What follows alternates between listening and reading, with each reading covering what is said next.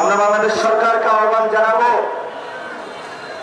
গত বছরে যে বন্যার পরিস্থিতি সৃষ্টি হয়েছিল, অসংখ্য মানুষ মৃত্যুবরণ করেছিল, গবাদি পশুর ক্ষয়ক্ষতি হয়েছিল, এই বছর যাতে কোনো আমরা বন্যা পরিস্থিতি মোকাবেলায় সরকারের অসহযোগিতা, সমন্বয়হীনতা আমরা না দেখি। আপনারা দেখতে পাচ্ছেন জুলাই গণঅভ্যুত্থান হয়েছে, 1 বছর হয়েছে, একটি সংস্কার কমিশন গঠন হয়েছে। সেই সংস্কার কমিশনে বিভিন্ন দল একসাথে হয়েছে বাংলাদেশকে নতুন একটি জায়গায় নিয়ে যাওয়ার জন্য।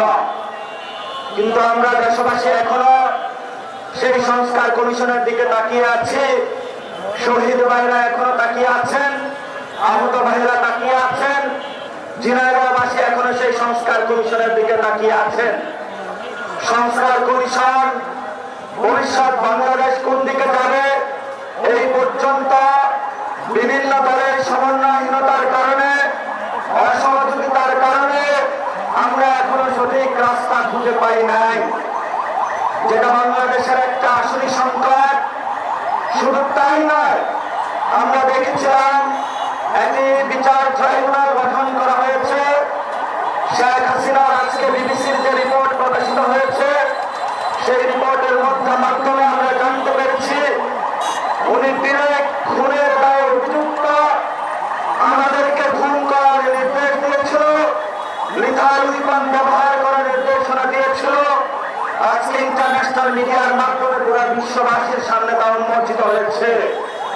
আমরা সরকারের নিকট আহ্বান জানাবো, তথ্য প্রমাণ ভিত্তিতে শেখ হাসিনাকে অতি দ্রুত গতিতে বিচারের সম্মুখীন করতে হবে।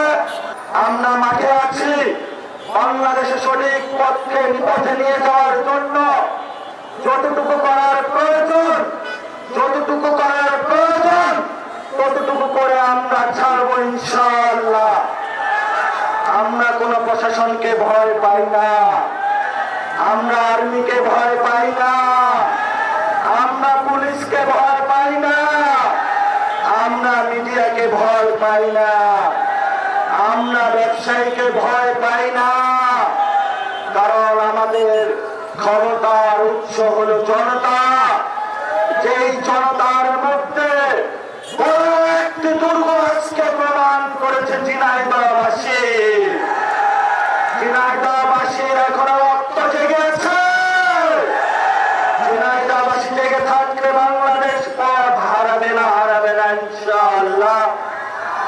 তবে আপনাদের কাছে আমাদের একটি আকুতি রয়েছে, ঝিনাইদহবাসীর এখানে স্বাস্থ্য, চিকিৎসা, সীমান্তবর্তী সমস্যা থেকে শুরু করে অজস্র সমস্যার জর্জরিত এই ঝিনাইদহবাসী।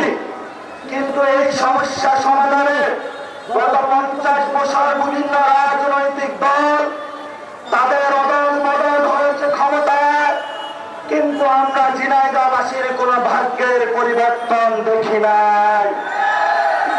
ঝিনাইদহবাসীর ভাগ্যের পরিবর্তনের জন্য যারা আজকে আপনারা এখানে উপস্থিত হয়েছেন, প্রত্যেকেই বিভিন্ন জায়গায় ছড়িয়ে ছিটিয়ে বিভিন্ন যারা গরিব দুঃখী মানুষ রয়েছে তাদের ঘরে ঘরে গিয়ে সেবা পৌঁছে দেওয়ার মাধ্যমে নতুন বাংলাদেশ গড়তে আমাদের প্রতিশ্রুতি নিয়েছি। সেই প্রতিশ্রুতিতে আমাদের ঐক্যবদ্ধ